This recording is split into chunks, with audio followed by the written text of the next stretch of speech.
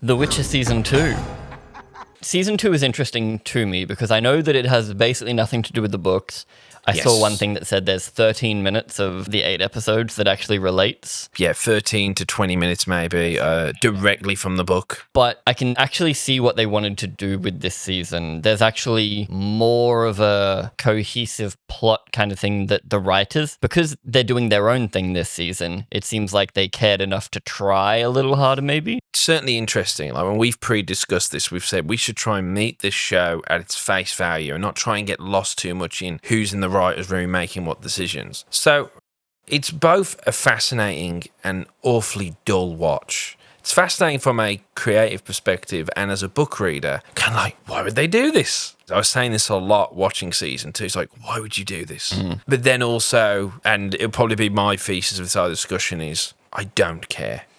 They didn't try to make They you didn't either. try to make me care, and it certainly is an interesting thing to know just how much money is being thrown onto this.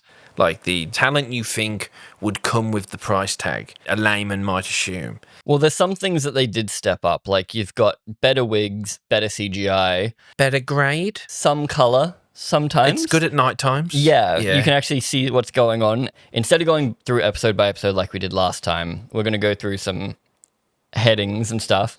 But we will cover episode 1 and episode 8 pretty much as they are because they're both relatively standalone and they both actually have a cohesive story because the rest of the season is probably 15 different plots cut up into 2-minute chunks. You could say it's the poster child of what's wrong with this streaming era because back in the day, a writer would have to have been like, well, we've got to keep them clicking back after the adverts. We've got to make sure that this is cohesive. And we've got to give them a beginning, middle, and end to each episode. And a reason to come back next week. Where with this, it's like, oh, it's all here at once. They're going to binge it in a weekend. So we can afford for one episode to be a little bit fillery. And it's the Netflix bloat we talk about, right? Where you feel like nothing happens and then all of a sudden it all kicks off in the last episode. Literally everything happens in the last episode. But let's go through episode 1, A Grain of Truth, which is 50% ripped from the book. The second short story of the first collection. Yeah, for seemingly no other reason than to hook people in, because it doesn't follow timeline-wise with the books, and there's no reason why they couldn't have done it in season 1.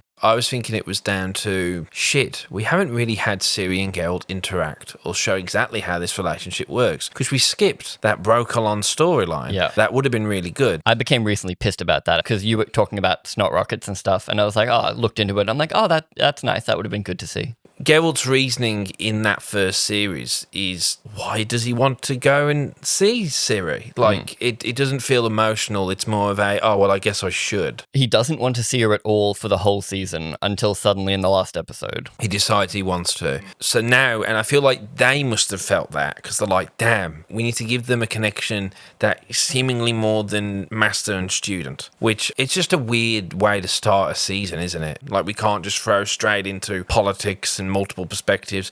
We're just going to ease them in with a, what if the Witcher tumbled into Beauty and the Beast? Exactly. It's a self-contained story, and there's a big chunk of this episode that is devoted to people just talking, but it's actually good because you realize while watching this that no one actually talked in season 1 because Ciri is running through a forest the whole time. Geralt's doing his random stuff, but this is one of the first times we actually see Geralt and Ciri talk to each other. I think it's actually the first time we see them talk, apart from destiny will always force us together. Her first words to him are, who's Yennefer, right? Who is Yennefer? Yennefer. Will you please tell me who she is? He's talking to Ciri, and she has a nightmare, and he's like, oh, I sleep like shit too. There's no real bonding there. There's a vague, rapey joke about a troll, an overly friendly troll. Yeah, there's some odd stuff in there. Nemu over at Inrus Vitri brought up in their excellent video, which is like a Polish history lesson as well as a Witcher breakdown. And that was the point that stuck out to me the most. It's like, yeah, it's your first moment with these two characters, and you could have a tender moment that makes us go, okay, Geralt is a bit of a softie when he needs to be. And instead, it's just a bad humour. It's a Marvel quip, which comes up all the time this season. You are always so emotional. And it's just yap, yap, yap with you sometimes. Which is coincidental, as I'm sure you're going to bring up, given our showrunner's like pedigree. Yes, considering A few things to note. Ciri suddenly has eyebrows. It's funny how the eyebrows, I think, because I think the actress was 18, 19. They aged her 5 years, yeah. Yeah, which I would say is a poor choice. It's twofold there. So basically, aging her up makes her be able to do the plot stuff, which is her defending herself, her killing witches later on, her actually doing stuff and having agency, because you don't really give that to a child. Whereas what it takes away from is the daddy-daughter dynamic, because it's daddy and rambunctious teen. I mean, she's Henry Cavill dating age, sorry. She goes from running scared through a forest to suddenly being a bit of a badass, even in this episode. I think they made in the first season a effort to make her seem younger. She was not the first choice. They were going to go younger, but last minute they cast Ciri. Freya Allen was actually set up to be a different role completely. What I think it might have been the little Stregobor's apprentice from episode 1, maybe. Really? She was very last minute cast because they decided to age her up last minute to make their lives easier because, school. Child labour laws. Yeah. I can understand that stuff, but I felt that she still young enough that if you told me that girl was 13 or 14, I would have believed you. Yeah. This season, she's 17, 18. Yeah, the eyebrows. It's always interesting because I know Chris Hemsworth, for the first Thor movie, Kenneth Branagh wanted the blonde eyebrows. And then for Avengers, Joss Whedon just did not give a shit. The direct comparison I can make is you don't have Joel from The Last of Us trying to hang out with Ellie from The Last of Us 2. That is not a compatible relationship. You do not build a relationship with a teenage girl. So the point is that they're meant to be at a formative stage. Yes, it's weird because even if you don't go into all the creepiness of befriending a 17-year-old girl or whatever. And Geralt's 60 at this point. Yes, even if you don't go into any of that stuff, you still end up with they're done developing a massive chunk of their life, whereas Ellie Last of Us is 14. Ciri would be 14. That's when you do the daddy-daughter bonding. You could have still done the young Ciri episode because she's 8 or 9 when they first meet, and then he's 12 later, I'm pretty sure. So you could have done that with, you could have got a younger actress in or had Freya Allen just looking even younger. Yes. And still had the foundation, because at least for me, with the way I approach writing, you don't need to give me 3 episodes of why Geralt's a great dad and why they love each other. If you give me a good episode that I can attach to, I will carry that through now. And you can skip forward in time. And because that's what the characters do in the story. Because of that experience they have in the forest, it carries through. Yes. Like you said, it's Beauty and the Beast. It's pretty much self-contained. The episode actually starts with a supernatural cold open where 3 people come into town, a family. Half expected the Doctor Who theme to kick in, eh? Literally. And then they just get ganked. And it's okay, so we're doing a spooky monster. But instead of continuing that theme, we cut to post-Sodden Hill and Geralt is where's Yennefer? Tiss is Yennefer dead. And she's mind-reading people. She can see how people died. Luckily for Vilgefortz, she doesn't mind-read someone he killed. And then she's oh, you're a bad guy. And he's shit, run!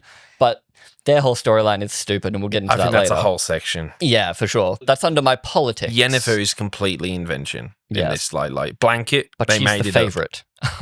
She is the favourite. Sure, she's my favourite. She's the best actress of the bunch, but maybe that's not saying much. Then we cut back to Ciri and Geralt are actually going to hang out. It is the most they've ever talked, and I'm glad they at least decided to let them talk. There's a few changes from the story as far as I know, which is when they meet Nevelyn, they're old friends, whereas in the books, it's the first time or whatever. Ciri isn't even around for this. But I think all of that is good invention, because Geralt meeting people he is friends with means Geralt will actually talk to them like friends. Because this is also something we've never had before. Geralt actually talking to friends. Him and Nivellen are sitting there playing darts. And it's actually a scene from a TV show because they both have secrets that they're hiding.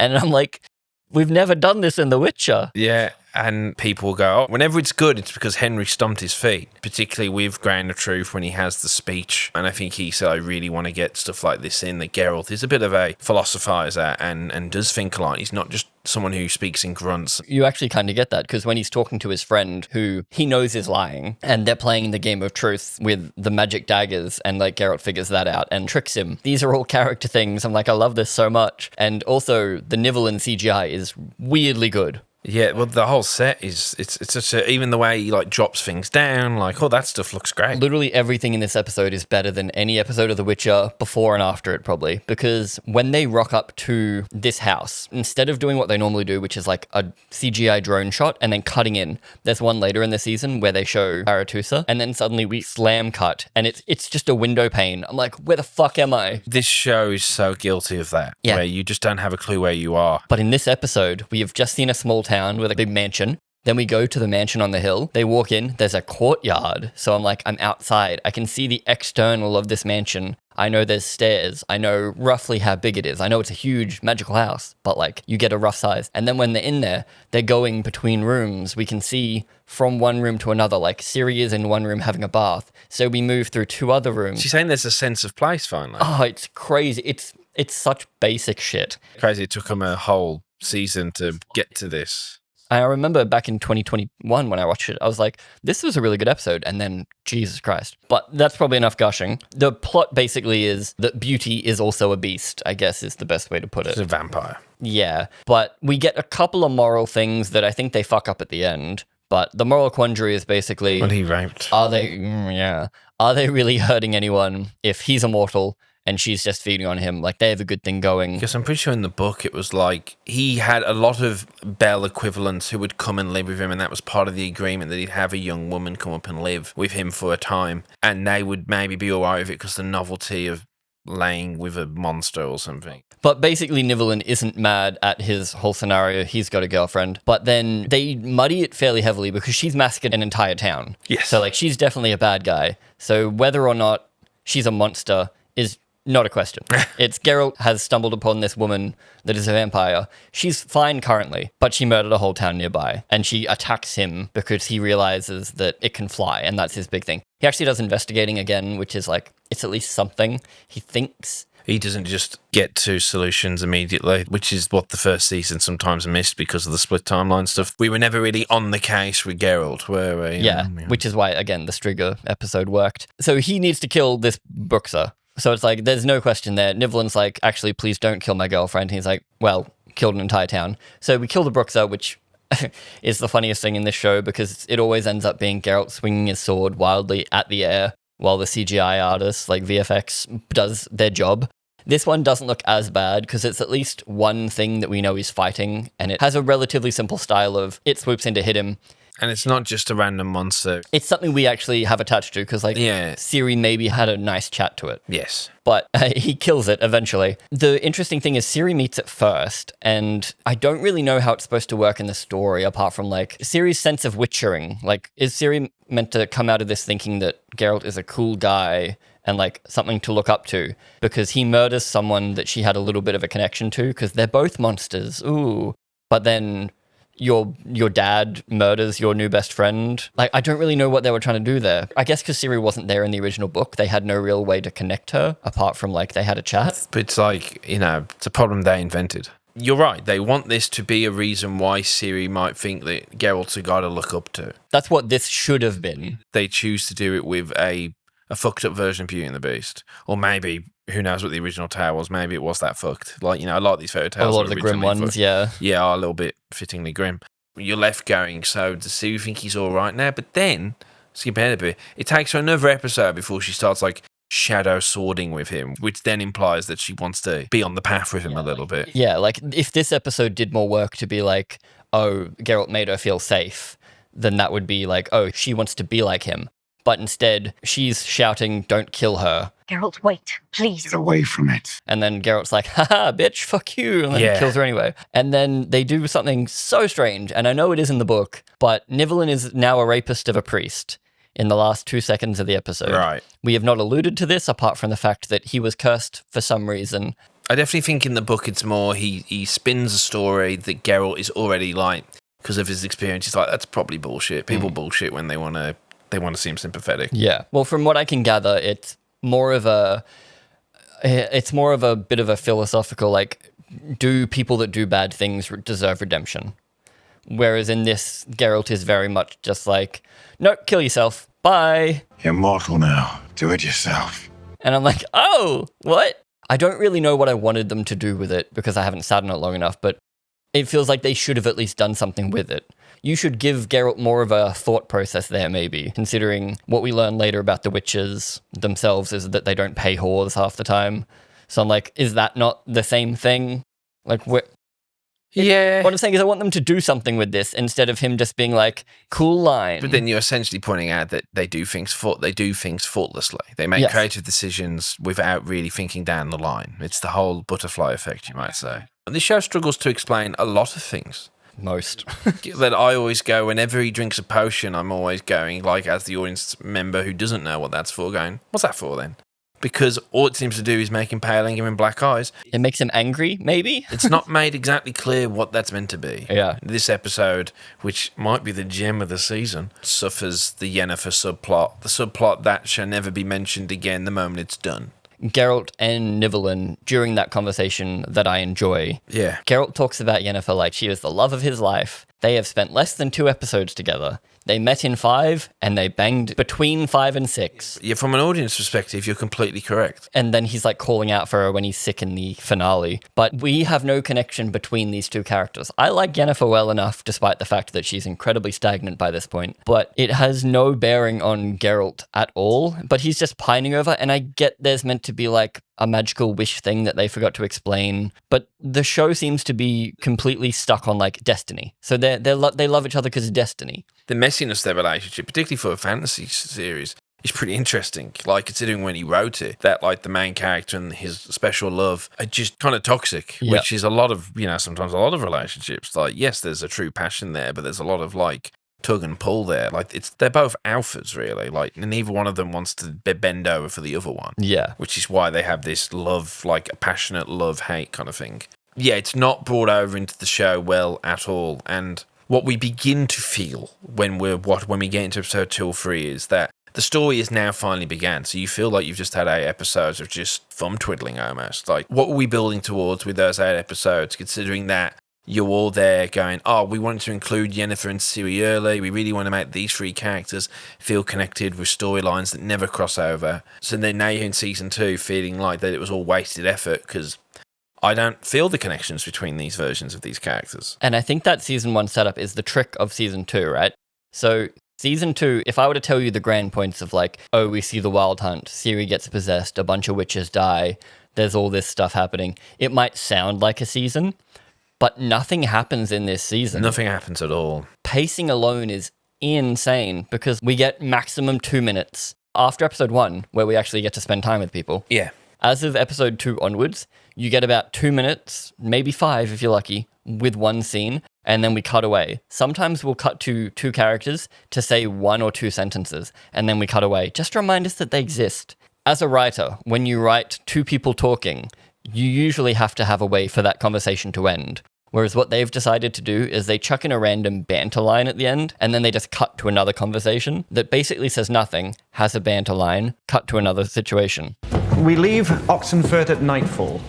Plenty of time to take a bath before then. It's probably bad because I'm watching this, and here I am rewatching like Succession and prime Game of Thrones seasons. And with them, in this episode, Tyrion did this. In this episode, Jon did that. And you had 3 or 4 scenes, but they had a beginning, middle, and end, and they looped, and there's so many just great scenes in Game of Thrones that you can watch and enjoy. And you would go episodes without seeing Tyrion. Like, you could deal with Jon and Daenerys this episode. And Daenerys will go away for an episode sometimes. And what that lets you do is when you don't have every character, you can actually have like a theme of an episode. You can have like a theme running through it. So these 2 characters are doing like the same thing, but for different reasons. So like Jon's coming up in the ranks, Daenerys coming up in the ranks, and you're like, oh, there's something there. Whereas in this show, because you have every single character, no character gets to do any proper thing that episode. Because they've wrote for 8 episodes, not episode by episode. And then literally cut it into those 8 episodes. Because I can't remember any like episode having a strong umphy ending where you're like, oh shit, we got to watch the next one. They 100% don't. I watched this one a night. Up until the finale, there was almost no reason to watch the next one because the episode either didn't end or it kind of like shoehorned Geralt into doing it or being like, oh, this person's a thing now. Don't you want to see what they're doing? And it's like, no, I don't.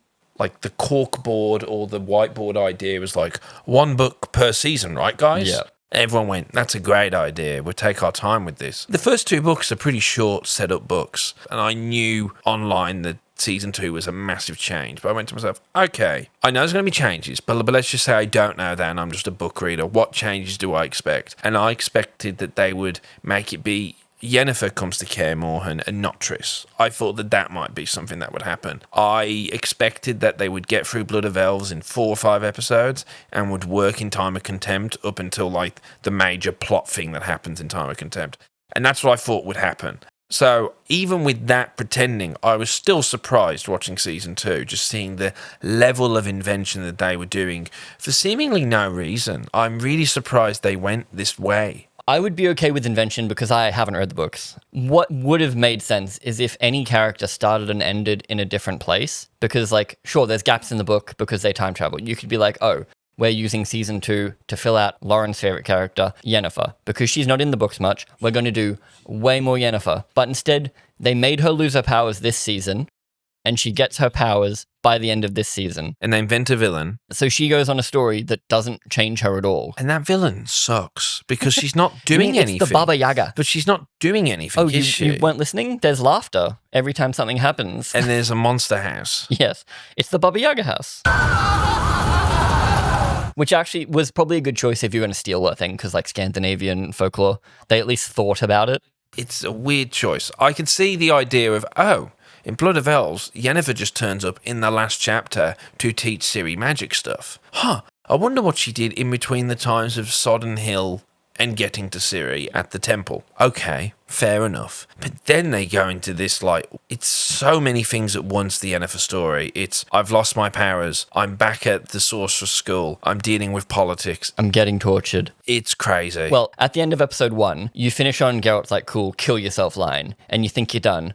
But then they cut back to what they've been showing, which is Yennefer's been alive this whole time. To say is like, oh no, she died. And everyone's like, oh no, she died. And then they just like cut to her having been kidnapped by Nilfgaard. Because she lost her power, she can't just like telepathy. She used fire that burnt through her powers. She used magic fire that is apparently frowned upon or illegal. Which wasn't set up properly in season 1. They never do it. The coolest thing they do with fire magic is the trebuchets. But then, yeah, apparently her murdering most of Nilfgaard, all of their army, was enough to lose her powers, even though Nilfgaard is seemingly just as strong for the rest of the season. Like, it doesn't It's come like in. the first wave attempt to just take over Sodden Hill. And I guess they ran away with their tail between their legs.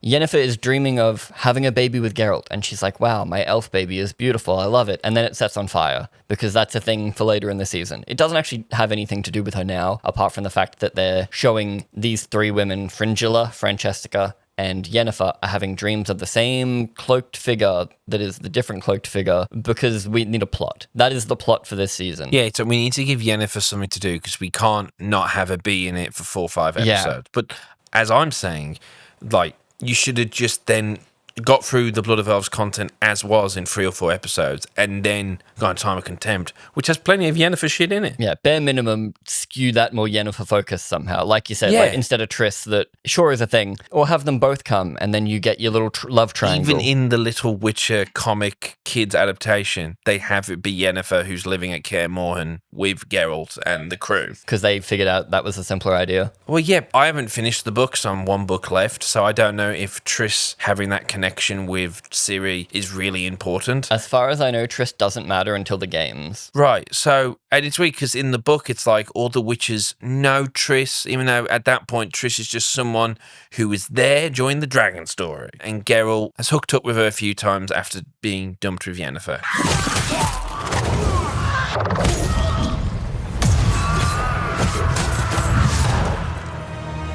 These elves that kidnap Yennefer and Fringilla and kill all their men, they use these like spears with ropes on them and absolutely decimate the Nilfgaardian. Never used again. Like, they seem like such a shoddy camp of pacifists almost, that are just like angry at being kicked out. That how did they do this? Why did they kidnap these witches? I mean, we've seen the elves before. This is our proper time now seeing them. We've only seen 2 elves before. In the Edge of the World. Yeah. Phil Evangel is a cuck now. And Francesca is radically different. An elf leader, whereas in the book she's like an elf who is a part of the magic school. It feels like they just went shorthand with, Tolkien elves, right? And like, yeah, okay, Tolkien. And I'm sure Subcassie was taking from those Tolkien elves. But his elves aren't shown to be the way they are here with the hair and all that. They're a bit more... Well, they're the Scoia'tael, the They're very squirrels. druidy, from what I gather. Like, nature grows through their buildings and stuff. Yeah, but like most of the ones we ever see are gorillas. Because she's kidnapped, Yennefer tries to play the elf card. And she's like, I'm an elf. So close. And then everyone's like, do you know anything about elven culture? Do you know anything? Are you just a poser? And she's like, shit. You got me. That was good. I was like, okay. The only crossover with her, Frin and Fran. I love it. I love that. They all have the Baba Yaga, and they go on this weird, like, archaeological dig for a little bit there. You see the conjunction of the sphere stuff. Yeah, just like cave paintings. I'm like, okay. Some of my least favourite world building choice ever in a show is when, how are we going to do this? Oh, somebody at one point did some cave paintings. Like, it's so easy though. It's just the art I department. understand. Yeah. That's one of the reasons why we go on this archaeological dig, to get us that information so that we can lead into that so that Istrid can know about later. But if I hadn't told you what that is, it still wouldn't mean anything, saying conjunction of the spheres. Oh no, because that's all we know until People now. just keep saying conjunction, Yeah. conjunction, and keep saying you ran out of your chaos. It's mana. Yeah, it's a mana thing. But then destiny gets to be a spiritual thing, but chaos is a measurable thing that we all have. Yes, and you can lose it or lose your connection to. Yeah, but you can't lose your destiny. Baba Yaga makes a deal with all three of them, and she's like, I'll do something for you if you do something for me. Frin and Fran are like, yes, deal, we're going to be best friends and go do Nilfgaardian army stuff. And then they go on their storyline. And then Yennefer is like, no, that's obviously a trap. You're an evil witch. That is a trap. I'm not going to do that. So they leave her behind, basically. She splits from the elves at this point. And I'm like, oh, good. We're going to find out what life is like for Yennefer. After 100 years of having magic, how will she function without magic? Because we had that whole thing in season 1 about how people just use women in this world. Like, we use women, we spit them up, we force them to have a baby. She hasn't mentioned babies in a while, apart from her vision about having a baby. But the world is not kind to women, is like a thing that we have been doing for a fair while. So what will happen to Yennefer? However will she get from the middle of nowhere to anywhere useful to her?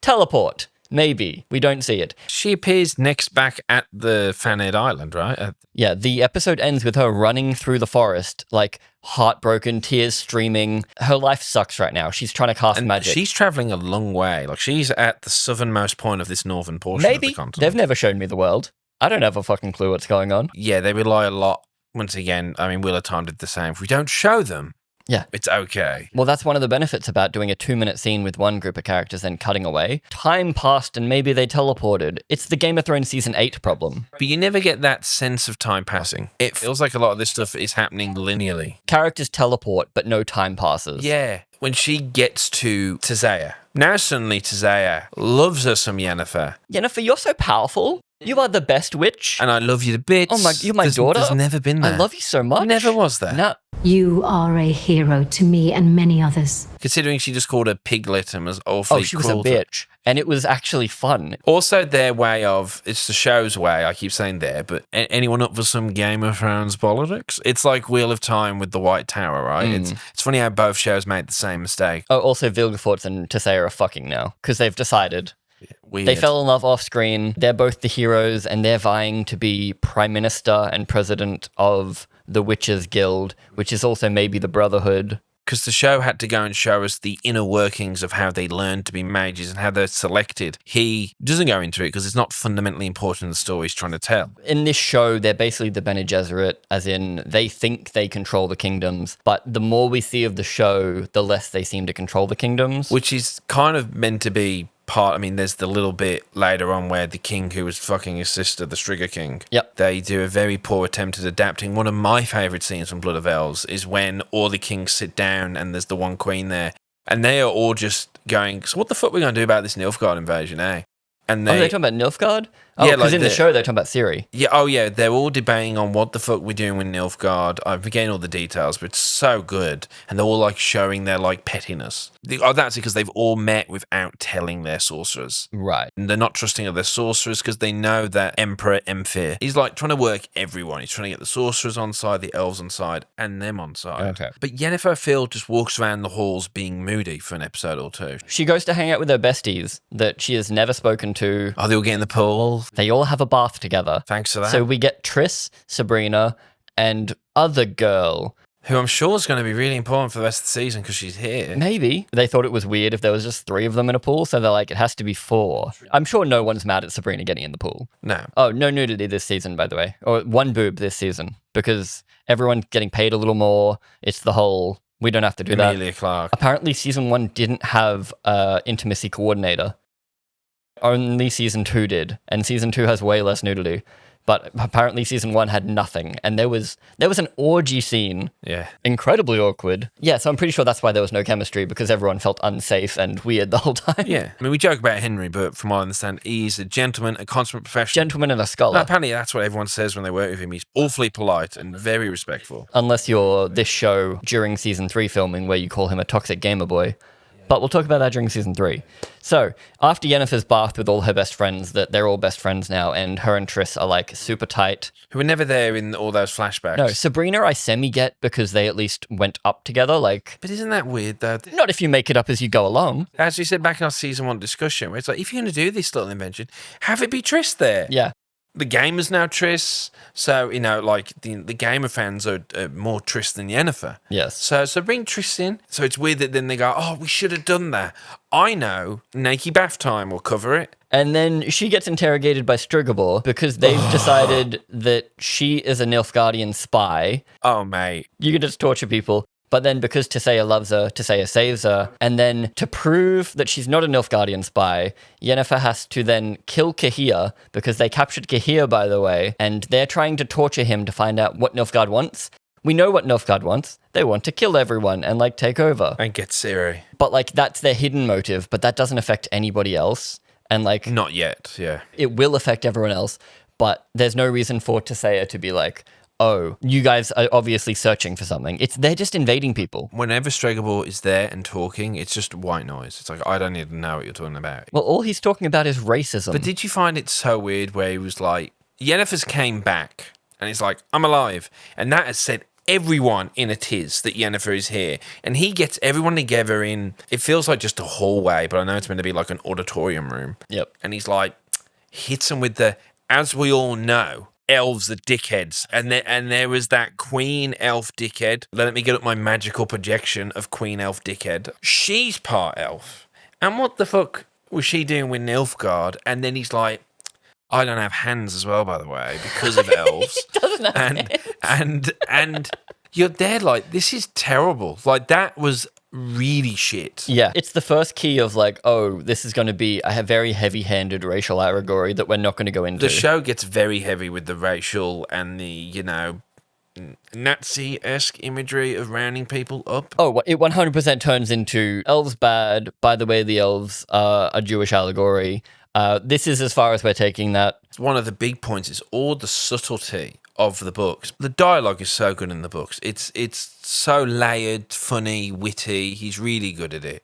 Oh, really good. He's brilliant at it. But then the subtlety of all the other things that when you go like, oh yeah, there's like elf shanty towns. Like, yeah, there are elves that are in cities, but you never hear or see elves getting rounded up to go somewhere. Yeah. Like, you can have racism without it being, we're going to genocide you. Yeah, it's like, it's meant to be that this is a world that is full on moving away from any kind of magic, that the dwarves are going back to the mountain, and these elves are just going to get watered down or killed eventually. That's the thing, there's not meant to be that many elves, because, like, birth is rare.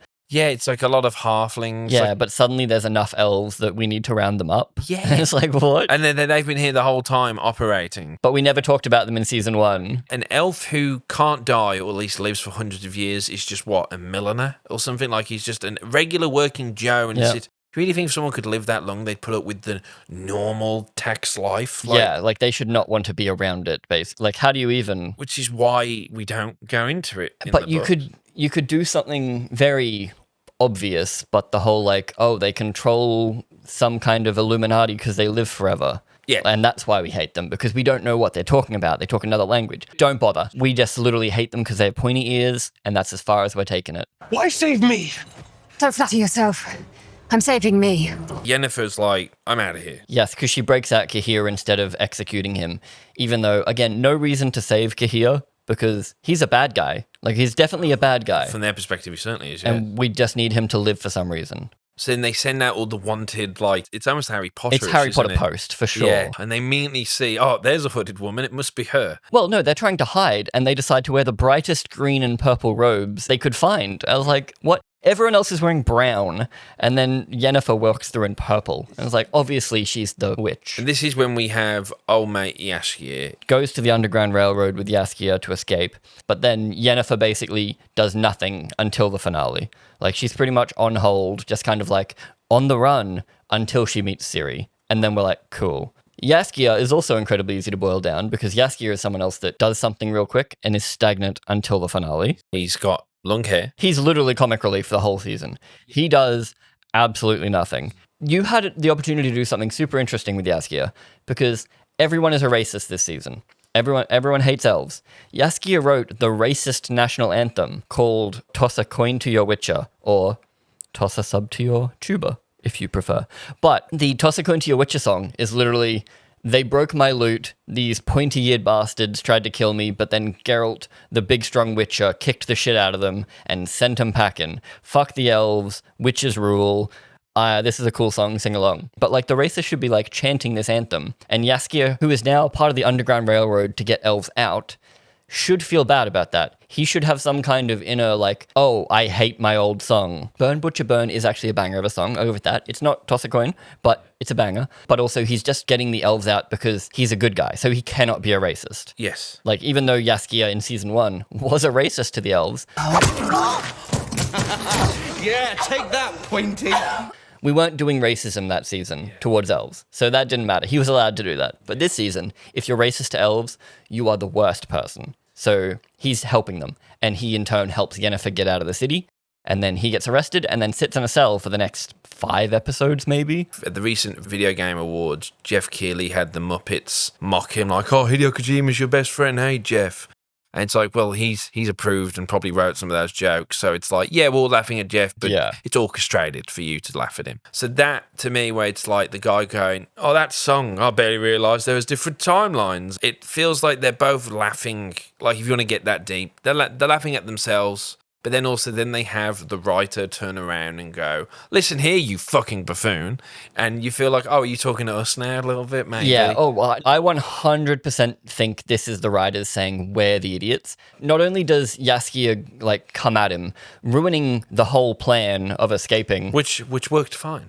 Up until that point, it was perfect. It's almost like the equivalent of Marty doesn't like chicken, like when someone calls it. It's like, when was this established that Jaskier has such a thin wedge when it comes to... he's just gone off the hinge. Especially when it's like, this is literally the lives of all these elves in a genocide. And he's like, you know what? Fuck you, reader. It's the weirdest blocked sequence, but go on, sorry. But then, I truly believe they are hating us in that moment because, well, the guy that says it's a racist. He doesn't just misunderstand it and Jaskier being like, haha. He's actually a racist and then kicks the shit out of Jaskier and wants to burn elves. So it's like, oh, so he is a bad guy. Yeah. If he was just a random guy on the street and it was like then that would be like, okay, they know that they're we're poking fun at themselves a little bit. But which I think they are still a little bit here. Just making him a racist, like making him pivotally the worst guy in that whole scene. It's like, that's too far. Everyone then slips onto the boat, it seems, and including Yennefer. But then Yennefer decides to get off the boat to go find Jaskier because now she's missing him. Some nice moments. Yennefer hugs him, but in the book she says to him, you were there for him. When I wasn't there, you were the one who was always there for Geralt. Because they didn't break up on the mountain. It's also, they're not like companions the whole time. It's like best friends always know they're best friends even though they don't see each other every day. So whenever they meet back up, it's like they've never left each other's side again. They do have good chemistry in those scenes. It's just the fact that no one has spent any time with each other. It's just there's no actual connection there. But the actual like vibes between them are good, apart from the fact that Jaskier blows almost everything off with an MCU line. But at no time did they think in season 1 or 2 they maybe should like establish that like Yennefer, Geralt and Jaskier had years on the road together, which is what we're told is the case in the show. I thought we were doing that when she started having a baby flashback until the baby was suddenly there. I thought, oh, we're actually like getting a glimpse into their life together. But no. This brings up an annoying thing with Yennefer for me with their scenes together. So like I enjoy that. That's all fine. When she comes to save him from Rience, she has no magic. So in the books, from what I'm aware, she throws a fireball at him, which smacks him, burns his face. So this new version, because she doesn't have a magic, is actually cool. But instead of showing Yennefer without her magic being any kind of vulnerable, she's still immediately like, I have a plan. I know exactly what I'm going to do to kill Firefucker. The word fuck is said 1,000,000 times this season because I guess people loved when Henry said it one time. That boy can't go a scene without going... No, that's because that's his thing. Yennefer immediately had a plan to get him out of there. She stored alcohol in her mouth so that she could blow it onto Rience. And like, cool scene. But this is meant to be Yennefer at her vulnerable, without magic. How is she going to do it? Oh no, she's still just a badass. She's still impeccable. I even think it's happening in a different city in the book. Well, in this, it's Redania. We leave Oxenford at nightfall. Yeah. And it's the first time we've properly seen Redania.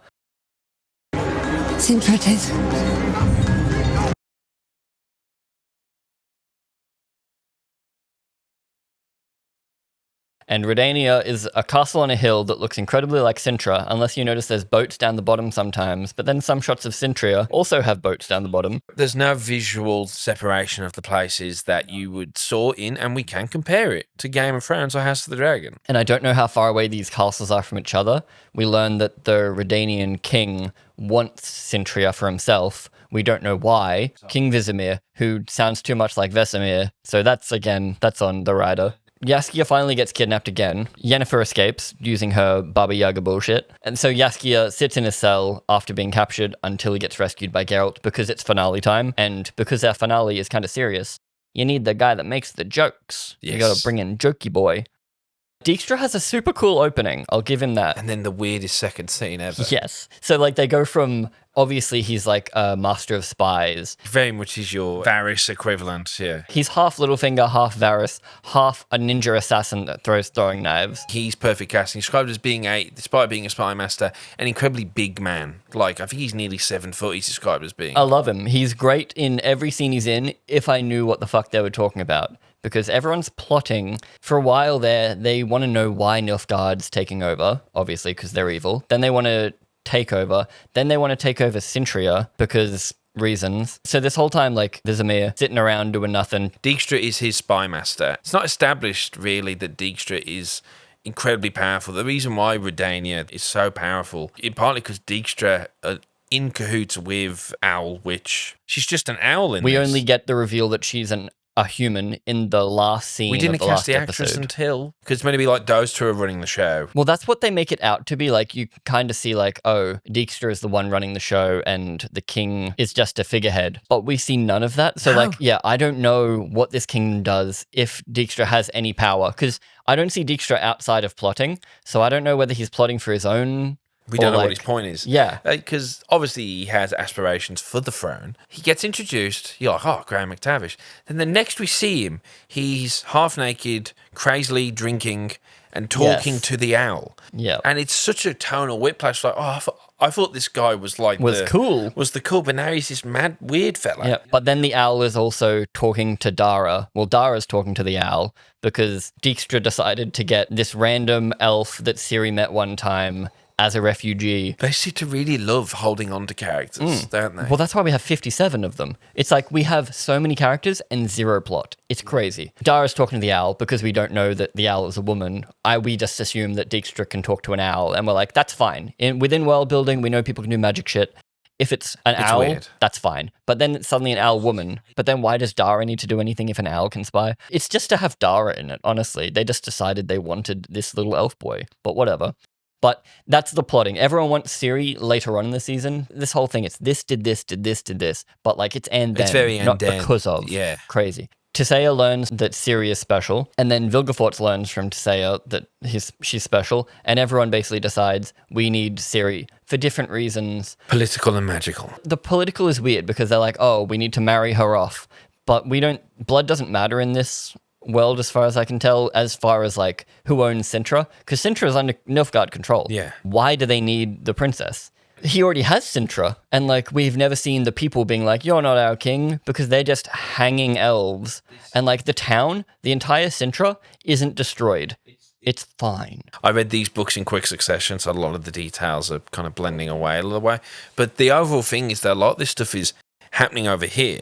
I can understand a little bit that Lauren would be reading this going, God, it's a lot of people in rooms talking for 20 pages. But the trick would be to make it affect your main characters. Yeah. Where the worst part about all of this world building and plotting, none of it affects our main characters. Yes. Yennefer, apart from her like intro, doesn't experience racism. Geralt and Ciri just carry on doing their stuff while all this other stuff is happening around them. It feels like another setup season. Yeah, and everyone is separate from each other. Yeah, no one's plot affects anyone except our main three, which, yes, they affect each other in the finale. Why bother with all this other crap? If we should be learning about this stuff, we should be learning from one of our core characters. And given that, as you just said, they're all so separate still. You know, Catelyn Stark takes Tyrion. Tywin then raises a whole army because of this. Ned has to do stuff because of this. Rob has to do stuff because Ned gets injured. Everyone affects each other. Everyone's affecting each other because that story was designed to be that way, where this wasn't. Tyrion has his story. Stannis has his story. Tyrion's story revolves around fighting off Stannis. And they never interact directly. But, their plots are pivotal on each other. You cannot have one without the other. Whereas here, you could delete every character and I wouldn't even notice. Because let's talk about one of the most pointless parts of the season. Everyone's favourite people that took up over an episode of screen time between Fringilla and Francesca. Do they think that we're here? I mean, sure, there might be some people out there who really love the Frin Fran adventures.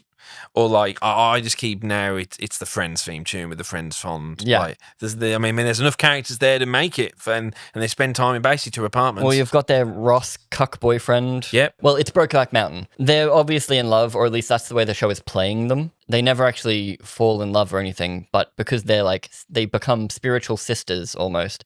So the show is playing it, the actors are playing it as if there's more there. You get longing looks that don't affect anything except them. It's also not an interesting relationship. There's no reason why they like each other. When I was watching this, I was like, why do I care? Oh, yeah, you don't. It's all the problems with the show in one. Cut too wide. Oh, what city's this? Cut inside corridor. Oh, right, it's those guys. Well, where's this city in relation to everything else? What are they talking about again? Oh, we've already left. What are they talking about is the most insane thing, because we pop into them for 2 minutes and then we pop away.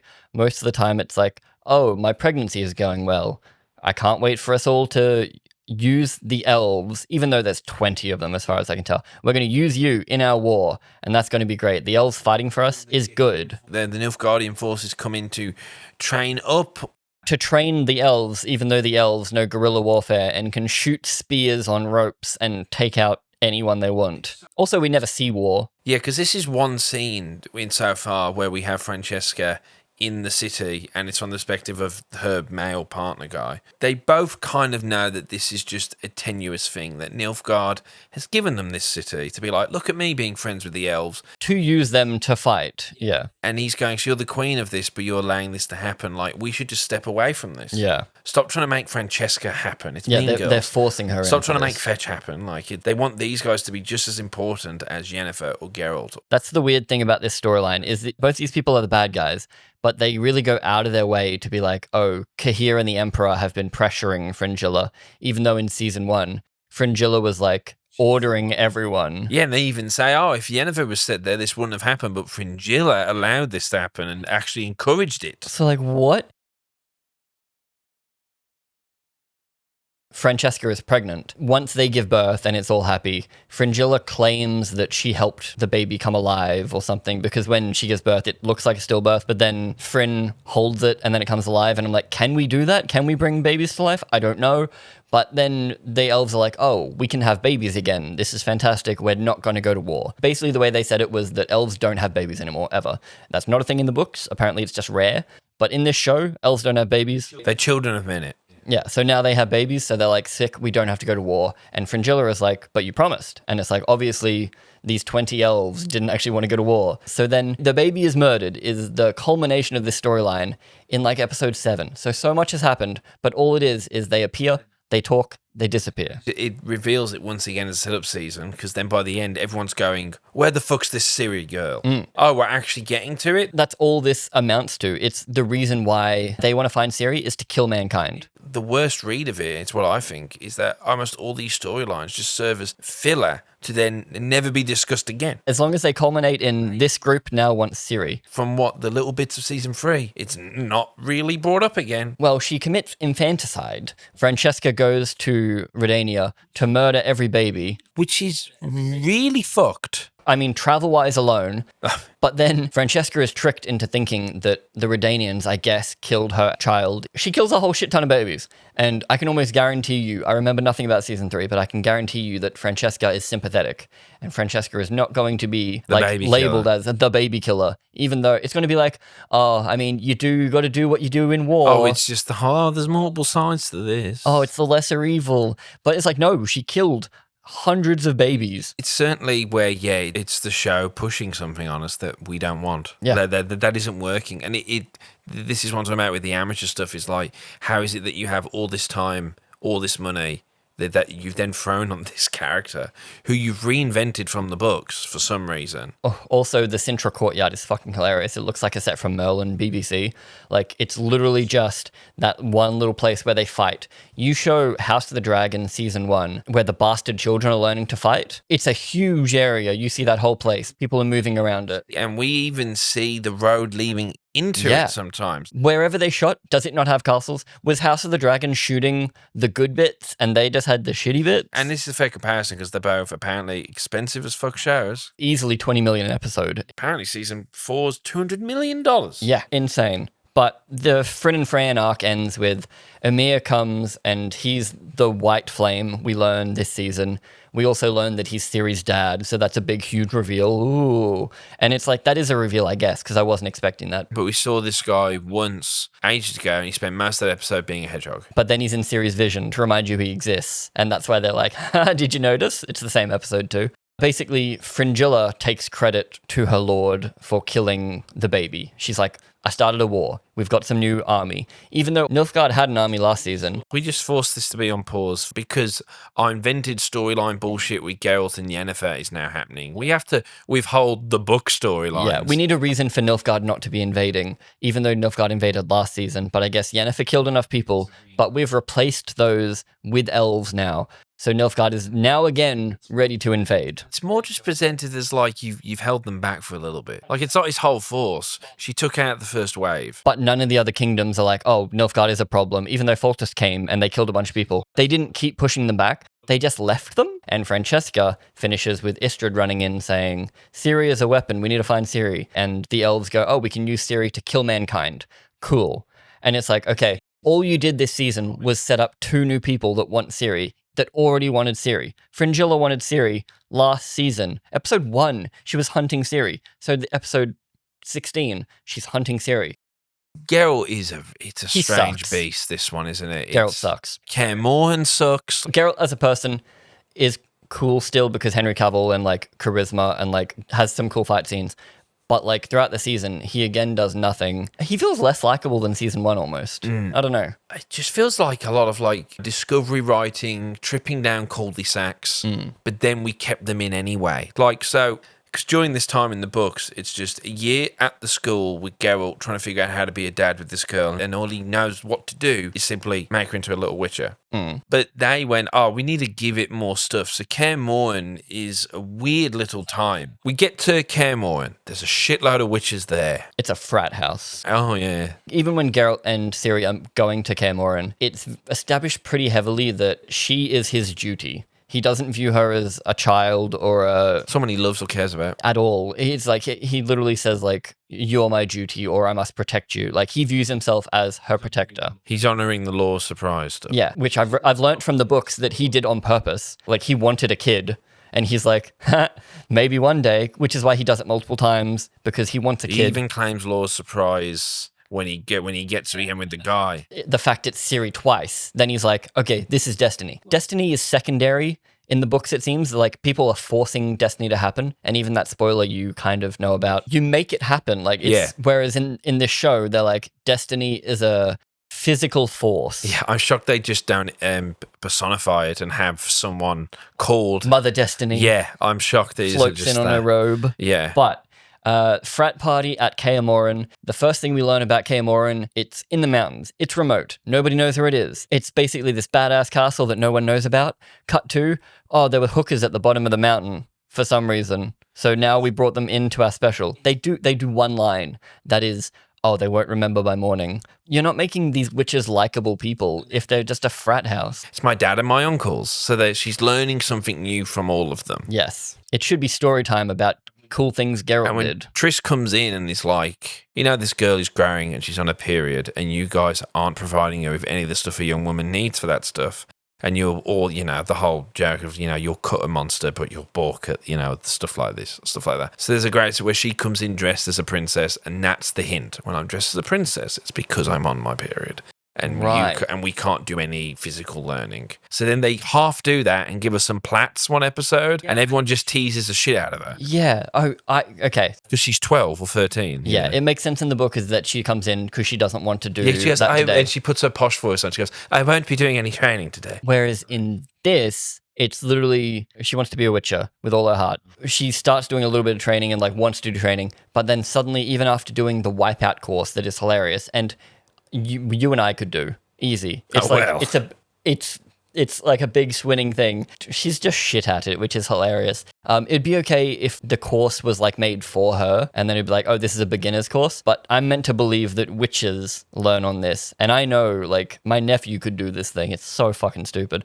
But on her blood thing, whereas in this, she just dresses as a princess one day because she doesn't have other clothes. And she gets mocked terribly for it. Yeah, she's always done up because they've decided to give her eyebrows and eyelashes. And they've decided to present her more as like trying to be one of the boys. Yes. Whereas in that, since it's only Geralt, 3 other witches, and Vesemir, it's like, you know, Granddad Vesemir, Dad Geralt, 3 uncles. Whereas no, there's 20 witches. There's 20 witches, all of them are nameless. And so when you're in that castle of Kaer Morhen and it's a dead place, but now where it's like, oh, there's 20 witches. Seems like it's still a vibrant old time.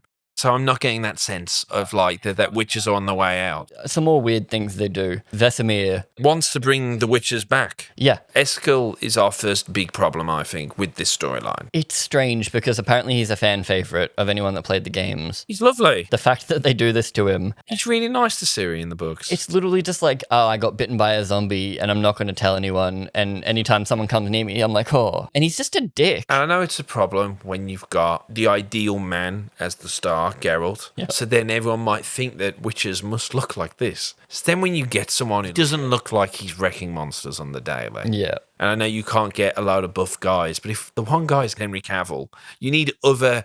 Look, like the ginger guy looks all right. Oh, I yeah. could believe He he looks cool as maybe shit. is killing some brother. people. But like the rest of them, you're a bit like, really? You? But the weird thing is, it's not just like casting, sure, like you can't cast buff dudes, but the story plays into it because in this episode, a few people die to the Leshy because witches are apparently bitch. In the finale, we lose like 10 or 12 more witches because witches are bitch. So it's not just that they didn't hire buff actors, it's that the story actively hates everyone that isn't Geralt. Yeah. And what were you thinking? Like, what were you trying to build towards with this other than, as we see in all the interviews at the time whenever Lauren's talking about it, is the petrifying, how scared she was of Blood of Elves. For some reason, Blood of Elves had her frightened because it's people talking, ignoring the fact that Game of Thrones is known for its talking. You haven't watched it. Succession is incredible and is just people talking in rooms. Yeah. And that has more views and more of a social impact than The Witcher does. So I think there is an audience for people who want wonderful dialogue with cool characters, which is what the book has. Yeah, and all you needed to do for this section was to make Geralt and Ciri friends. Like you need to be doing the daddy-daughter stuff in this episode. But instead, Geralt trains her for 2 seconds of shadow dancing. Yeah. And then leaves her. Like he goes and does something else and the boys take care of her. And like they're not telling stories about Geralt or like building up Geralt to make her be like, oh, he's softer than I thought he was. They're just like hazing her. Yeah. I'm glad that she's not being Mary Sued, I guess, because they show her getting the shit kicked out of her. She trains, she tries. Even if the wipeout course sucks, she's at least doing something. She's trying to train. Right on. So like that's something. But that just means her character is stagnant, apart from like she's getting better at training. That's something you do in a montage, not through a whole season. Exactly. And it's why he just skips. That's why I skipped it, yeah. He just does a year where it's like, oh, they trained and got on in a year. With Eskel becoming the weird monster. The Leshy. This isn't just a normal Leshy, this is a mutant Leshy. Oh, which starts that weird thing. It's born out of we need some more action beats because it's just here. So we're going to sacrifice a character amazing because, you can't move for characters in this season, but we're going to kill off an actual character. Yeah. Seemingly to shock the fans. For no other reason than he is popular, we kill him, people go, whoa! TV viewers don't know who this guy 100%. is. And I only just met him. He's a dick. I'm glad he died. And then after you kill him, you then have flashback moments. Yes. So you just here go, why do I care about this? Why does Geralt care about this? He's important to Geralt in a future flashback. All the little inventions you could have had in season 1 where maybe Eskel is with him. It's conceivable that they maybe did a few missions together over the years. You could have worked him in. Basically, it's the zombie plot where, hides the zombie bite, then he turns into a big tree monster. Vesemir tells us that the only thing that can kill a Leshy is fire through the heart. But then in the next episode, you can kill one just by tearing it apart if you're a different mutant monster, so fucking whatever, that's fine. This is the last time Ciri and Geralt see each other for a fair while, because after they kill the Leshy, he goes to investigate. Is this when he teleports? Yeah. Well, through Triss, because Triss is now here. Yes, because Triss is now here, so instead of building Geralt and Ciri, you decide you want to build Triss and Ciri, which, even if it happens, doesn't matter to me. No, it doesn't matter to me so far. Because that's the bond, you need it. But yeah, so Geralt has to go do something. He doesn't actually have to go find out where these monsters are coming from. There's no real drive. Nor does he. He finds out that they're coming through monoliths, but there's nothing he can do about that. Monoliths being show invention things. Yeah. But it's not like there's this big cave that he seals off and he's like, sweet, no more monsters. It's literally, he finds out monsters are coming through the thing, even though monsters already existed. So different kinds of monsters don't really matter. More intense monsters. Yeah. Istrid, who's barely in the books, is now being dragged around like he's important. Yep. They meet up, agree to do the thing, walk. There's the walking bit. There's something there. Okay, so Yennefer's 2 boyfriends. It's a short story. Mrs. and the ex. They have to, but no, they just walk. And they only talk about exposition. They talk about the conjunction of the spheres, and we finally get to learn what that is. But then we learn what that is, but then they say, oh, but also those spheres didn't actually combine. They then separated again, so you can travel between those. And I'm like, okay, cool, but why set up all this lore? Then tell me about it. And then they discovered that everything they knew was wrong, even though I only just discovered that. So I'm like, what did that solve? We get rid of Geralt from Kaer Morhen because we need him to go and fight something? Oh, no, he doesn't fight anything. We just need him away from Ciri. So Ciri can do what? Train. And get lost in these magical dreams that her and Triss... Oh, and also, is it purely so she can give her blood to Vesemir? Yes. An invented storyline. It's because he would shut that down immediately. Speaking of Vesemir's moronic plot to make more witches... Okay, the witches are a dying breed. That's fine. The elves are a dying breed. Everyone has accepted this in the books. The elves want to make more elves because that's your race. That's your people. When the Witcher are literally torturing children to turn them into witches, that's different. Many of which fail. And Geralt went through additional trials, which is why he has white hair. Okay. Because he did so well with the trials, they then trolled him even more, which he's actually an extra special version of the Witcher. Daddy. This is the storyline. We find out that Ciri has elder blood, which technically means nothing to us apart from she's special. It is interesting that Geralt actually gets to have conversations with him, so it's some of the deepest stuff we get for Geralt. This is essentially Geralt's dad in some ways. Yeah, when they are talking, you actually can settle in and think, okay, this is characters talking. But he's not acting very good, I'm sorry. But Vesemir, even wants to make more witches for no reason, even though it's a horrible thing to do to people. And monsters are dying out, by the way. They've mentioned that there's less monsters in the world, so we don't need witches. Like you said, we're coming away from the old magic. He shouldn't want to do this, but he does want to do this in the show. And his first thing to do when he draws the elder blood from Ciri is to then risk Ciri's life, in which is the only thing that makes the witches. So, Ciri will probably die if she does this trial, and then no more Witcher blood. So he can't make... See what I'm getting at here? You think it'd be the reverse, we're not going to make you a Witcher, but we're going to use your blood to make more Witchers. Yeah, I'm going to drain the shit out of you, and that's my evil plotline. Whereas, no, in this last 2 episodes of her wanting this, she, like we said earlier, she doesn't want to become a Witcher out of self-protection. It's super vague of why she wants to be a Witcher. Training isn't enough, even though she hasn't fought monsters. So being a Witcher isn't the part that makes her cool. The training is. Triss, when she has a little rant, goes, you're feeding her this stuff that it's preemptive trial of the grass stuff. It's you're warming her body up to it. So stop fucking doing that straight away because you're fucking with something more important. So it's one of the few moments where they actually took some book stuff. I know Wheel of Time Season 2 is bad, But I feel like this is probably worse. No, Wheel of Time's worse. You reckon? This at least has elements that can work. This is interesting to talk about because it is such a shambles, because they had everything and everything should work, but then they just did dumb shit. Geralt comes back, shuts down that whole Witcher thing, but then leaves again because he needs to go do other stuff. But isn't this when he takes Ciri with him and they're going to go to the temple? Yes. And they have that pointless fights the CG thing flying, tell Ciri to stay there, have to kill the horse. The weirdest sequence ever. So Henry Cavill fought for that Roach dying monologue that he gives. Really? Yeah, that's ripped from the books or the games, one of the two. It was originally meant to be a Marvel quip. He's meant to be like, oh, which horse are you again? Because he names all his horses Roach. And Henry Cavill was like, no, I'm going to do something. And the writer said, all right, come back tomorrow with your monologue. And that's why he gives that monologue. Seriously? So that was completely Henry. To the horse, but he takes a monologue and gives it to... Gives it that spirit of Geralt. But it's philosophical. It's what people wanted. A lot of people freaked out about it. To me, it just felt out of character because I don't know Geralt. I know this Geralt, and I'm like, why? He loves this horse, even though we've shown that he's 100 years old, 70 years old, and he's had a lot of horses. And but this one matters to him. I'm not mad at it, but it's just funny that he shows more care for this horse than Ciri. Yeah, because in the book he gets a terrible horse that he calls Roach, and he hates it, and he keeps complaining about it, but yet he never gives it up. Yeah. And they're like, you big fucking softy. Wouldn't that be nice? You talk the shit, but you fucking have this horse because you're a softy for it. Instead, out of character, loves a horse more than Ciri, and I'm just sitting there like, Ciri is right there. So he pumps the potion to kill the stone dragon. Yeah. And then Sonic jumps out of nowhere. Ciri is on top of a hill. It's weird. The dragon's about to hit him. And then you just see Geralt go, "Badong?" And I'm like, what the fuck? And then we rock up at the temple. And then he leaves Ciri again, so she can get trained. Stuff that's from Blood of Elves, they then have put into season 3. The whole but they've put Yennefer with him. When I'm saying why wasn't Yennefer there? They go ahead and put Yennefer in scenes she's not in season 3. So it's weird the way they've went about this. Yeah. I think they thought they were really cooking with this, maybe saw the reaction and went, okay, just open up the book, come on, and just started doing book stuff. If we reference book even a little bit, they love it. People will be happy. So then he takes her to the fakest, weirdest looking temple ever. But it looks different to the other temples-ish, so I at least know that I'm somewhere different. But don't you think it's the whole, everything's too clean and neat? I mean, this place is orange like Aretusa. I think there's one sequence, it's a wide where there's so many candelabras, or it's, Jesus, how many do you want? They're all evenly placed.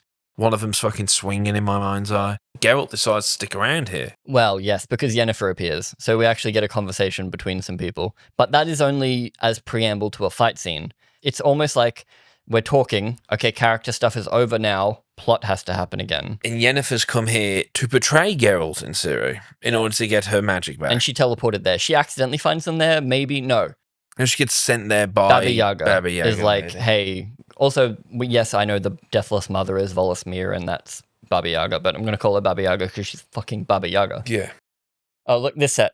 That is Merlin. That is Merlin season 1 bullshit. Fuck me. Let's talk about the fight scene that actually happens in that place, because that's the main thing that happens there. It's cool. I like it way more than the season 1, episode 1 fight scene. It's almost too stylized in this, which is kind of funny because we've never done this kind of fight scene before. The camera's following people. It's a very cool fight scene if I were to watch it on YouTube by itself, but amongst this show that is very not stylish, it's just more suddenly mess. We're doing upgrade, we're doing the camera tracking people down. It looks sick. I'm sure someone came in and was like, I got this. But it does not match. But it feels separate. All. That's it. It's we got a stunt guy in and tell him, do what you want. Yeah. It feels like if Game of Thrones suddenly had a kung fu fight scene. Although the season 4 trailer looks like they do Crouching Tiger, Hidden Dragon with Yennefer with the sword.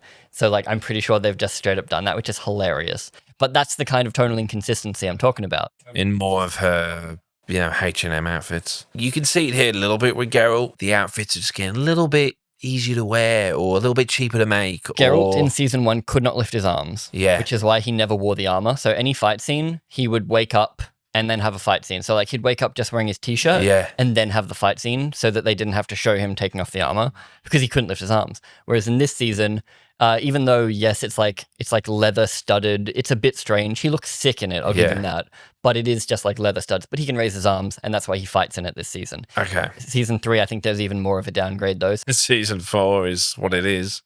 Let's fucking move! This is where Yennefer and Ciri properly start doing stuff together. They only have like 20 minutes of screen time together or something. Move the bridge, all that stuff. Yeah, because basically Yennefer kidnaps Ciri, which I think works quite well, apart from the fact that Geralt immediately knows she's betraying him, because he's like, wait, but also if Ciri's through the portal, and then the portal closes, Ciri is trapped. So obviously Yennefer would have to travel through there and like wouldn't control the portal. Geralt is left, so he decides to go save Jaskier. Yeah.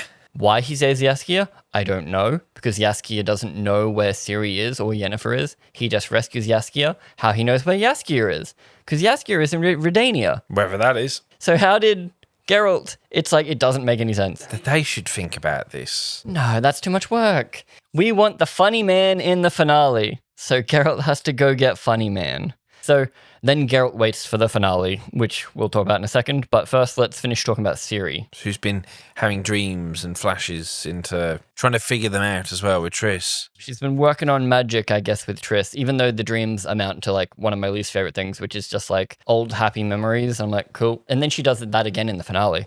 But her happy memories are just people she used to know, and then Triss gets scared because the dreams notice her. Triss runs away. It's weird. Despite the fact that Ciri seemingly has more plot than she did in season 1, she basically does the exact same amount of stuff. Do you think it's still a lot of reacting on her part? Is there much pursuing on her part? She does literally nothing. The only want she has is to train, and she gets a little bit of that, and like she shows that she is stubborn and will train. She wants to have her blood. You know, she.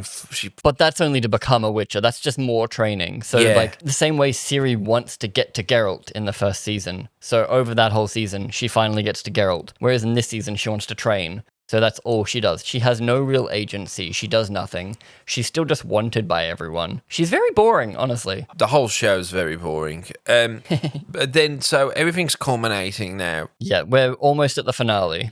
So Ciri and Yen hang out for a little bit. And this, again, the same way Geralt is meant to be bonding with her, feels like Yennefer should be bonding with her. Which is what the book does. I think if you look at it from like really, really, really far away and squint, Yennefer and Ciri do get along. I think of it more as big sis, little sis. Oh, if that, yeah. Like that's what it feels like, but it's still like mentoring because it's still Yen teaching Ciri to use her magic. Yeah. But it's not like the I'm proud of my son that I'm teaching or proud of my little sister who I'm teaching to do this thing. Yeah. She's almost in awe of her power because they decided to give Yen no power. Seeing someone else with extraordinary power, and there's lines like, when you're this powerful, never apologize. It feels like if Yennefer had her power and she was teaching Ciri, it could be like the Tisea Yennefer thing, how it's like, oh, I'm teaching you what I know, there is bonding there. Right. Instead, it feels like Yennefer is still using Ciri 100% until she realizes she's more powerful than she thought, and this makes Yennefer go, oh, I shouldn't sacrifice you to the demon witch because you're better than I thought you were. You seem kind of nice. Yeah, like that's as far as it goes, where it should be, because especially because the finale is called Family. It's also meant to be pretty strict that, you know, for book fans, even me, bringing in the book knowledge of like, Yennefer would never do this. Would never sacrifice Ciri and Geralt or Ciri. It's also weird that Yennefer wanted a baby all of last season, half of this because season. a baby died, and she said, it's good that you're dead. But anyway, I want one. She did want a baby, but Ciri is now a 17-year-old woman. So it's like, Ciri looks the same age as Yennefer. It comes across at bare minimum, older sister, or even just like your older sister's friend that thinks you're all right. Yeah. And she's like, you know what? You can hang out with us during the sleepover. Ciri mind reads Yennefer somehow using her newfound magic powers and realizes that she's being betrayed. And in the absolute funniest fucking thing ever, the whole reason they're here is because Baba Yaga said to Yennefer, take Ciri to a monolith and then you'll get your magic back. Yeah. You'll be done. Yada, yada, yada, Baba Yaga, yaga. And then Yada, yada, Baba they finally Yaga. get there. And because Ciri realizes she's being betrayed, she screams, which cracks open the earth, and it sends a crack all the way down to Sintra. And then, some fucking how, it cracks up the wall, and the guard says, alert the guards! And then by the time Ciri and Yennefer can go, oh my god, you cracked Sintra, let's get out of here, the guards are there. And they showed how far away it was. It's just stupid. It's like, it's the most egregious teleporting of characters because they don't cut away for anything. It's not like we even cut away to see what Geralt's doing, cut back, oh, Ciri's getting arrested. It's literally all one scene, and I was shocked at how shit it was. Like, the editors could have cut scenes easier, or like, you're the one making the CGI, make them closer, make them just out of town. Anyway, that was just some bullshit. But then Geralt rocks up, kills them both. Yennefer, again, without magic, defends herself with a stick and beats up a guard. Yeah. Like, Yennefer, who's, again, the one thing they could be doing with her this season is making her at least be like, oh, I miss my magic because I'm not a bad bitch without They it. don't really do that. Is a bad bitch. I'm like, yeah, what the fuck? But then Geralt gets one cool thing where he tells Ciri to bugger off again because we can't have Geralt and Ciri share a scene together. We have to send her away. But then he holds the sword to Yennefer and says, I have to kill a monster. Cool line. Because, like, she betrayed you. That's cool. But also, can you please hang out with Ciri instead of sending her away so that the finale can happen? Honestly, I have to imagine there was a significant level of drop-off with this.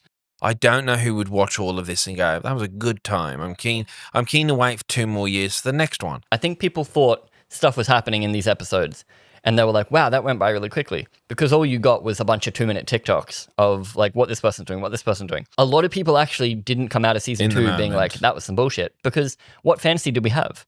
What else were you watching at this time? It was 2021. You didn't have Rings of Power. Hot D was just coming, right? No, you didn't have that yet. You didn't have Rings of Power. You didn't have House of the Dragon. Because Hot D season 1's probably the best season of fantasy post Game of Thrones. And people fucking loved it. Yeah. So that's the thing. We were starved. So I reckon people loved this season, despite the fact it was bullshit.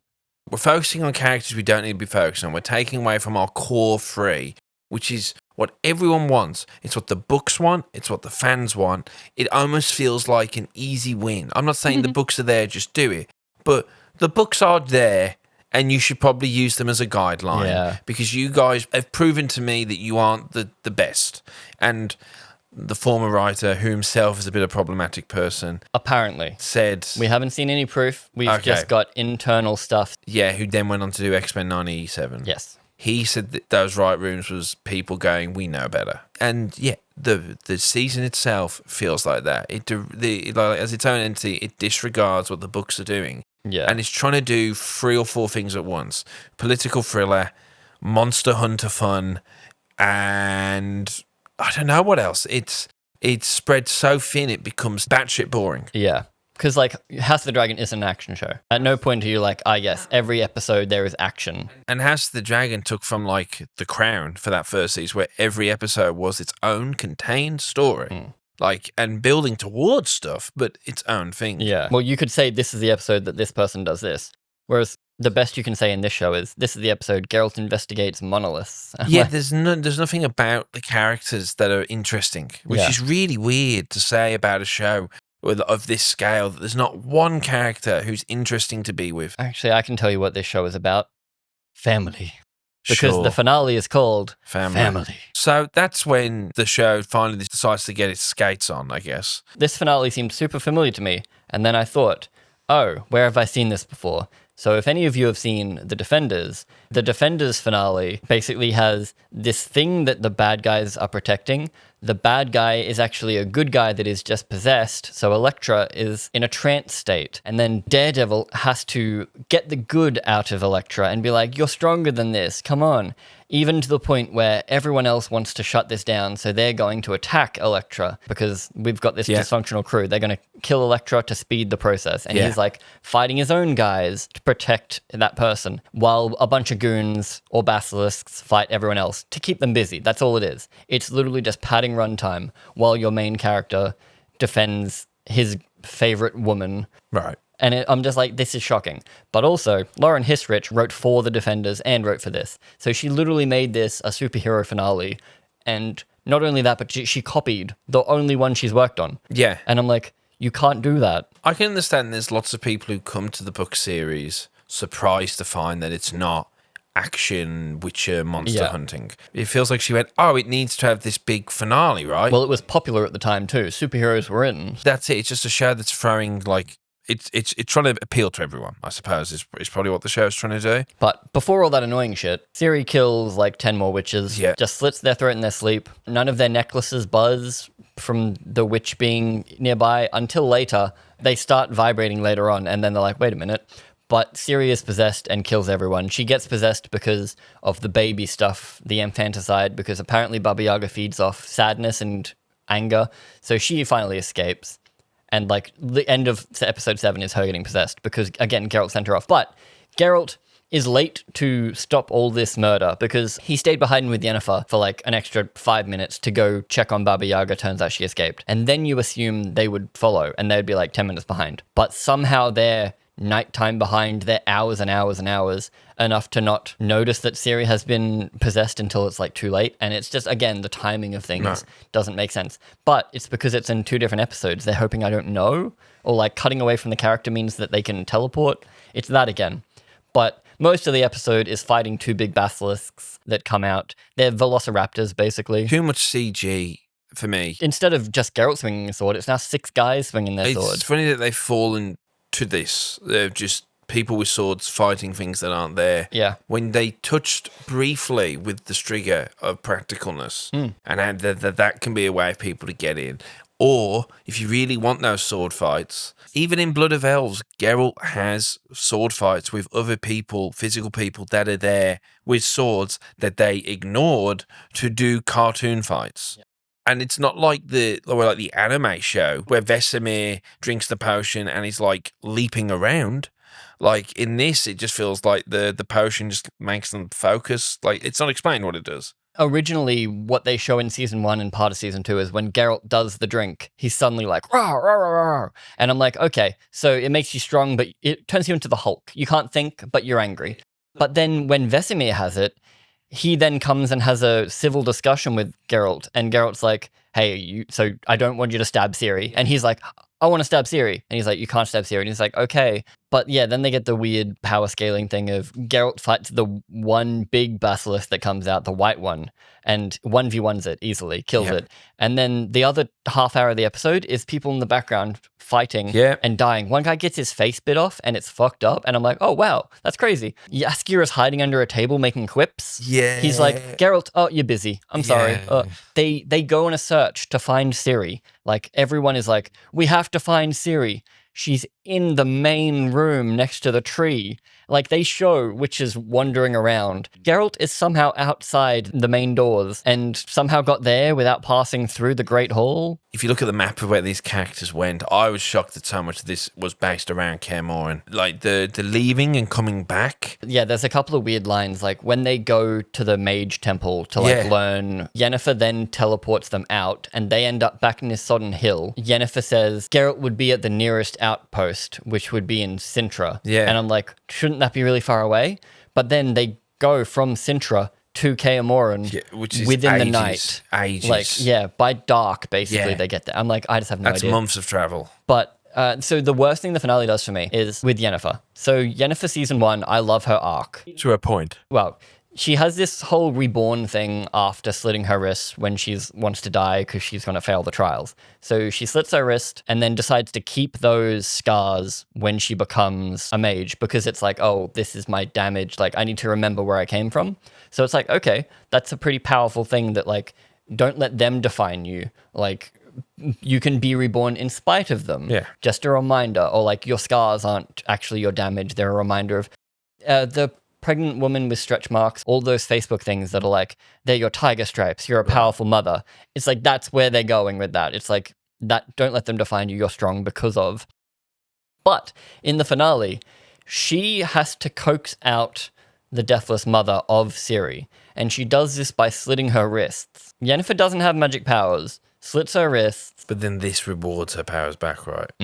But how do we get rid of the Baba Yaga chick? I also don't know that. She just comes out of Ciri because another person with no magic powers, despite Ciri being the chosen one. But Yennefer's self-sacrifice, even though, again, it's her getting reborn because she's rewarded with powers for slitting her wrists. And I'm like, what do we say? Like, yeah. Obviously, they haven't thought about it, but you could write an entire essay on the fact that twice Yennefer slits her wrist and gets magic powers.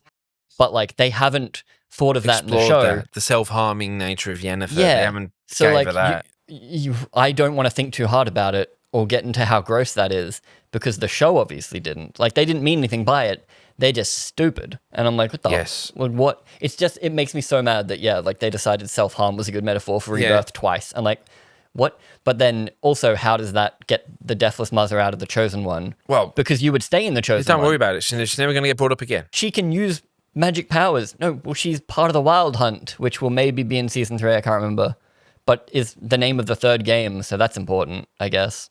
So, but then Ciri, because she has no Baba Yaga in her, can now still use her powers, teleports all three of them and Baba Yaga to Mars, maybe. Well, to another plane of existence. Because, the sphere's disconjoined. They mentioned that earlier. And then Baba Yaga becomes one of the Wild Hunt, which was mentioned in season 1 in like a passing line. They do that the way they do the conjunctions, where they're just like, oh yeah, the Wild Hunt. Mention it enough times. Yeah, the Wild Hunt, sure, whatever. And I'm like, okay, I guess they're spooky horsemen of the apocalypse, Well, maybe. it's obviously mythology, stuff like that. They also want Ciri, and they're maybe coming. I don't know how they'll get out of that realm, considering Ciri. It's not explained properly in the show exactly what they are, why it's important. So I think actually Ciri asks Geralt, what are the Wild Hunt? And then it like cuts to black or something. I'm like, fuck you. Oh, it's hard to summarize this show, but all I can say is that it's really bad. It's a really bad season of television. I don't know where the money went. I don't know where anything went. I don't know why these people get the jobs they get. It's one of those shows where I always try and be nice. I'm always like, it's hard to make a show. You were hired for a reason. But this one, it really feels like she didn't want it. They made her have it. Well, I think they said how much money she'd get, and then she said, oh, okay. Maybe showrunner is pretty good. It's a bad job. And it's bad, I think, in every way. It's a bad adaptation, and it's a bad show. And season 2 really makes you see how much was wrong with season 1. Because we were quite nice to season 1 in our last video. Yeah, but then it makes it worse. Yeah, when you're like, oh, like we didn't set up Geralt and Ciri because we cut out that Brooklyn moment. Like, there's so many things that they didn't do. And it's down to their need to make things more complicated. Or their own, one of the two. Complicated in a Game of Thrones way. Yeah, in making it their own, it's become needlessly complex. Where the books, there's a power and a theme behind the fact that all this stuff is happening. The only reason people are talking to Geralt is because if they get Geralt on side, they'll get Ciri on side because they're kind of a package deal. All that stuff isn't in the show. The power of what I like about the books and what I think a lot of people like about the books is that it makes the world feel living and breathing because we aren't seeing everything all the time. Yes. Because things are happening regardless of what our heroes are doing. That wars and battles are being fought regardless of what Geralt's up to. And the games even do that, where you will just, you'll ride through a battlefield and the battle ended a few weeks ago and now you're here, the Witcher. It's to add to that theme that you're just a small cog in this world. And it's a living, breathing world that you're, where at the time in those books of the 80s, your main character was the world changer, was Randall 4. So the idea that your main character in this is just a guy. Well, that's probably why everyone's annoyed that Ciri is the key to everything. Because in the books, she is, but everything is going on despite her almost, whereas everything in the show, because they're showing it all. And then they're adding more things to make it even more, like monoliths and conjunctions and all that stuff. And she can control them. So, because they're showing all of this stuff and everyone's goals are Ciri, instead of feeling like the world's against you, it's like this whole show just revolves around Ciri. In the same way that Peacemaker, everyone was like, oh, we need to go get Peacemaker. Why? Oh, the show's named after him. Yeah, it's a weird, bad way to approach, and I think the damage that season 2 does, I don't think you can get through it. I don't think you can give someone 16 hours of a show and then expect them to come back for season 3. I mean, when I initially watched season 1, I didn't finish it, but I definitely would not have finished this if it wasn't for us just discussing it. Well, the show ends with a couple of flashes of that Fringilla Emir stuff we talked about, how it's the dad. Also, Riance, we've got to mention, is working for a woman who is working for someone else, and the woman snorts Ciri's blood at one point and burns off half her face instead of being able to track Ciri. Oh, yeah. Oh, God. Also, quickly, Rance's plan in general, we didn't go over it, but he hunts down Jaskier because Jaskier knew Geralt 10 years ago and might know where he lives now because the bard sings about old adventures, and that's a whole thing.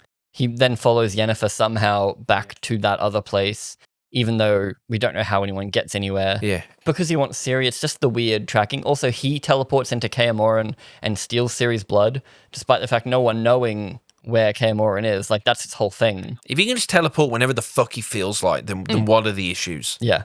Like, how are you not just teleporting behind Geralt when he's asleep and stabbing him? Like, if you're going to have it be that they can just pop up whenever the fuck they feel like, and it's not an effort at all. Because you don't need to bring 5 goons into a fight with Geralt. If you can just wait till Ciri's sleeping, pop into her room, grab her, steal her. He wouldn't even know because he was wouldn't busy. even know, and he can't even track in. He can't open up the portal or anything. And it's just wild to me that they have this power. Yes, the books have teleportation. but it's certainly more of a thing. Only a few people can do it. It's hard to do it distance-wise. In this, it seems like a limitless thing. No one learns anything by the end of the season. Everyone just wants Ciri. Ciri herself has learnt a little bit of training, but by the end of it, she's like, oh no, everyone's hunting me. They were doing that episode 1. Well, that's it. You feel like you're at the beginning again. You feel like, oh, we're just where we were at the start again, and now we're actually doing this. Maybe. We thought that last season. So, like, season 3 could just set up that everyone wants Ciri again. It's the same problems again. As I've said before, what I would have done, and I have to imagine lots of people, I think you could have adapted all of Blood of Elves and a good portion of Time of Content in 8 episodes, and I think it would have been a good time. I honestly think these are books that actually lend themselves to adaptation really well. You know, it's got that Polish, Eastern European style of writing.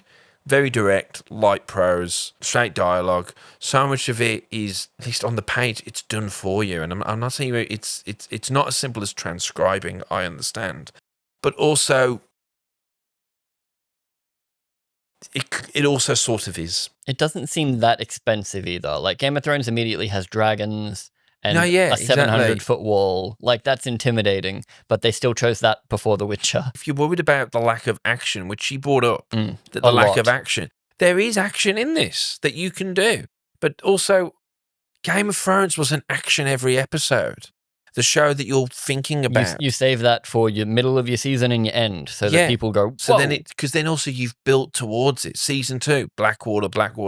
So when you get to it, season 4, Defense of the Wall. Yeah. The Viper finally gets to fight the Mountain. All this stuff's there. Even when Game of Thrones is falling down, the Battle of the Bastards is great. Like, it still is building towards important action scenes with characters you care about, goodies and baddies you're supporting. Where with this, when Rian shows it, you're like, oh, right, this guy again. What was his name again? And that, to me, is what's wrong with the show. They are bad at their job. Yeah. And I hate to say it, but they did a bad job at this. They didn't do well.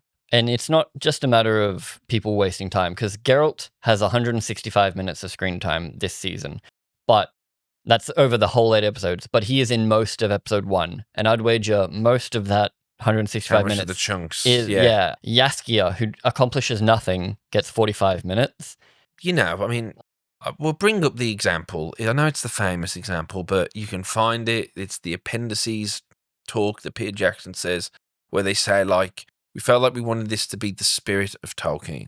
Yes, changes are made. And then they cut to the other guy going, whenever we tried to change the story, thinking it might be easier, all the roads led back to the source material. That turns out Tolkien knew what he was doing. It wasn't a first draft. And they say that. They go, so now you've got the Polish Lord of the Rings. The guy's still alive and still writing Witcher books. So you could go to him, like, and ask him questions. You could read the or you books. just read ahead. Yeah. Yeah, you could. I would say you had the best setup. You had the Netflix money, the books are finished, the author's here, and yeah, he maybe isn't the most, like, enthusiastic man in the world. I'm sure he would happily help explain how his story works. This is bad on every level, both as adaptation and as a piece of entertainment. It sucks. But apparently season 3 is worse, so we're going to start watching that now. We haven't got long before season 4's out, so we better get a fucking move on. Let's fucking move! Thank you very much. Please subscribe, or just send this to a friend that loves or hates Witcher, so that they can love or hate it along with us.